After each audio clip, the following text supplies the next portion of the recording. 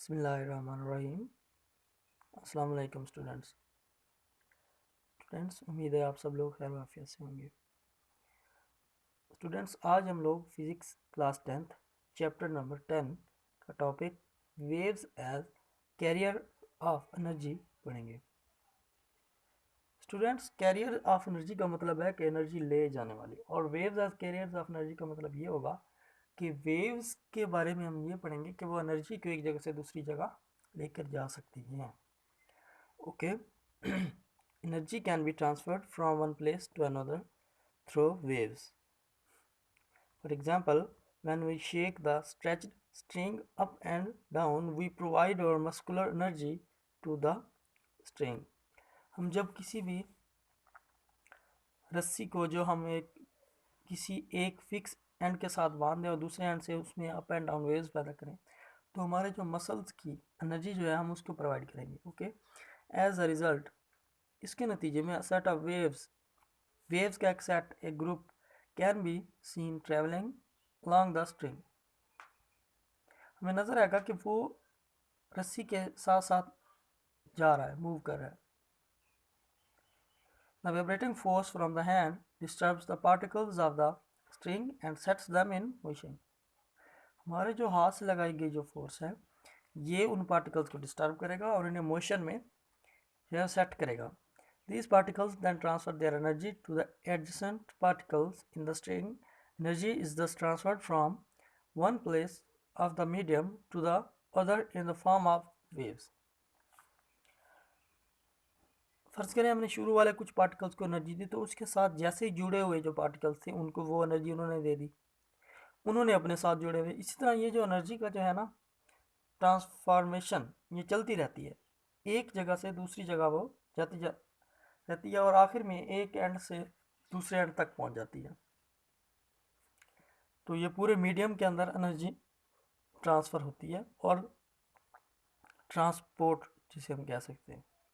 The amount of energy carried by the wave depends on the distance of the stretched string from its rest position. Suppose करें अभी हमने energy provide नहीं की और string बिल्कुल straight है, straight position में है। अब जितनी ज़्यादा हम उसको मेन पोजीशन से डिस्टर्ब करेंगे उतनी ज़्यादा वो एनर्जी प्रोवाइड करेगा। मतलब अगर हम उसको कम एम्पलीट्यूड वाली वेव देते हैं, मतलब अपनी मेन पोजीशन से ऊपर या नीचे उसको कम करते हैं, तो छोटी वेव्स बनेंगी और एनर्जी भी क्या जाएगी आगे, कम। लेकिन अगर हम ज़्यादा एम्पलीट्यूड देते हैं, यानी कि ज़्यादा ऊपर करते हैं और ज़्यादा नीचे करते हैं, तो फिर उसको हम एनर्जी भी ज़्यादा दे रहे होंगे। Okay, that is the energy in a wave depends on the amplitude of the wave. मतलब जितना ज़्यादा एम्पलीट्यूड होगा, एम्पलीट्यूड आपको याद होना चाहिए कि distance from the main position को कहते हैं। If we shake the string faster, अगर हम उस स्ट्रिंग को फास्टर शेक करते हैं, मतलब जल्दी जल्दी वेव्स बनाते हैं, we give more energy per second. यहाँ पर बेटा एनर्जी रेट की बात हो रही है कि हम कितने टाइम में कितनी एनर्जी देते हैं।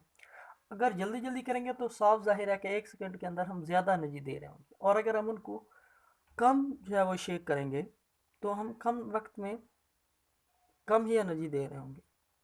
Okay, to produce waves of higher frequency, तो इसे कहेंगे ज़्यादा फ्रीक्वेंसी। मतलब 1 सेकेंड में ज़्यादा वेव्स देंगे तो फ्रीक्वेंसी भी तो ज़्यादा कहलाएगी। And the wave delivers more energy per second to the particles of the string as it moves forward.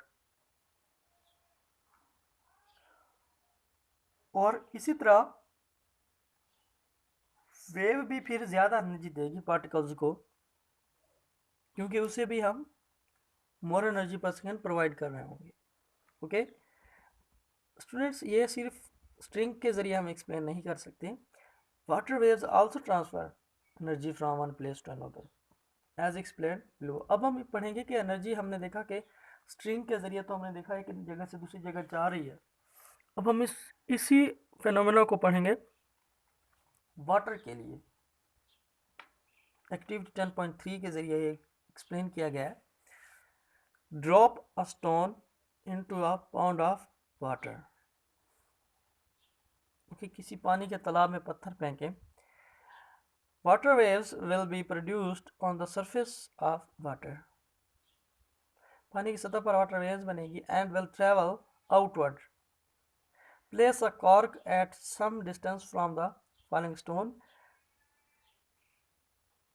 When waves reach the cork, it will move up and down along with the motion of the particles of water by getting energy from waves.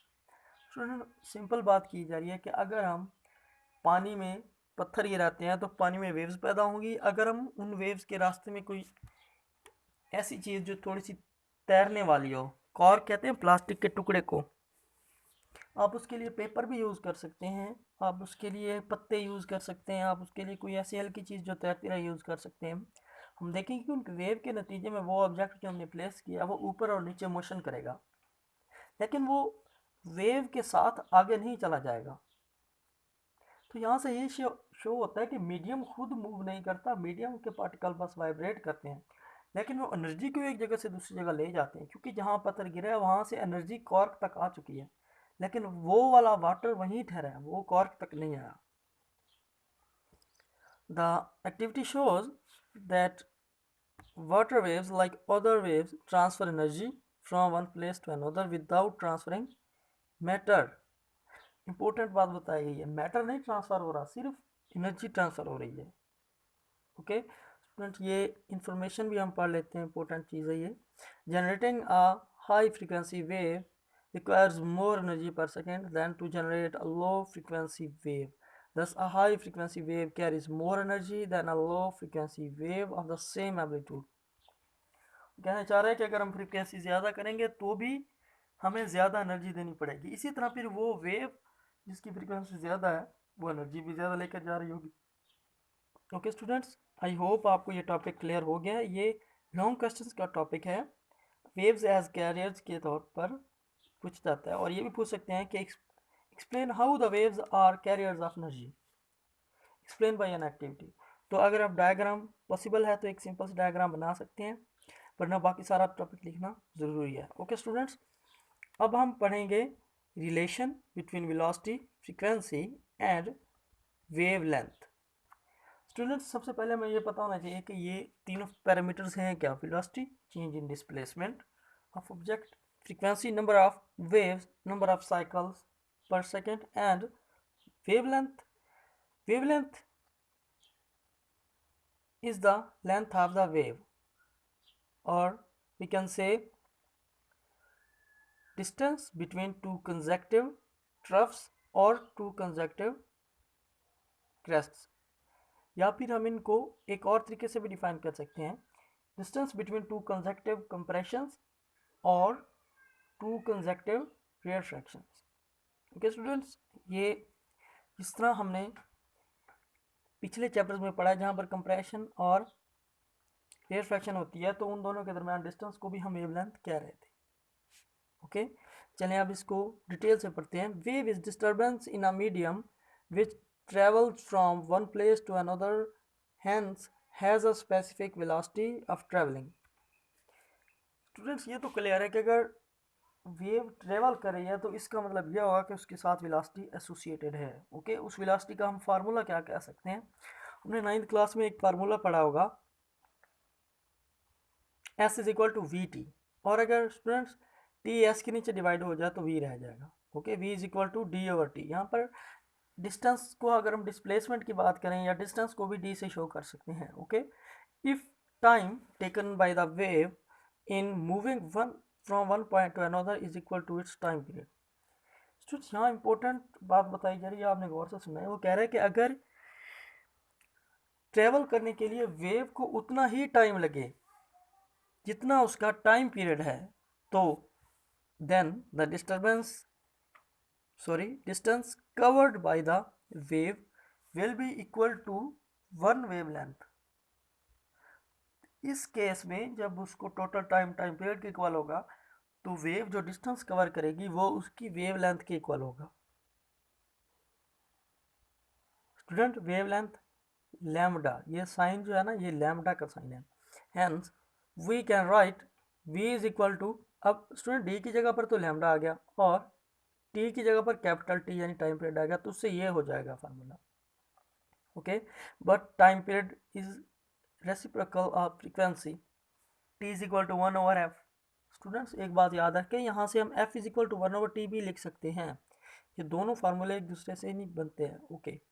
अब अगर हम ये चीज़ यहाँ use करें, t की जगह पर 1/f लिखें तो जो f नीचे है वो ऊपर जाकर हो जाएगा मल्टीप्लाई, तो उससे हमारे पास रिलेशन बन जाएगा v is equal to F lambda का, ओके।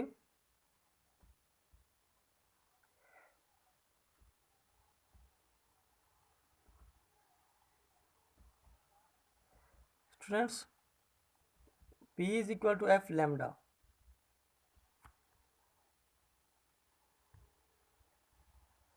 ये रिलेशन हमने अभी पढ़ा वेलोसिटी, फ्रीक्वेंसी और वेवलेंथ के दरमियान।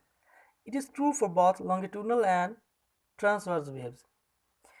ये किसी एक टाइप की वेव के लिए नहीं है, ये हर टाइप की वेव्स मतलब लॉन्गिट्यूडनल वेव्स और ट्रांसवर्स वेव्स की दोनों पर अप्लाई होता है। स्टूडेंट इन दोनों के बारे में हम लोग पढ़ चुके हैं डिटेल से कि ट्रांसवर्स वेव्स क्या होती हैं और लॉन्गिट्यूडनल वेव्स क्या होती हैं। स्टूडेंट एग्जांपल 10.2 एमसीक्यूज और शॉर्ट क्वेश्चंस के लिए बहुत इंपॉर्टेंट है।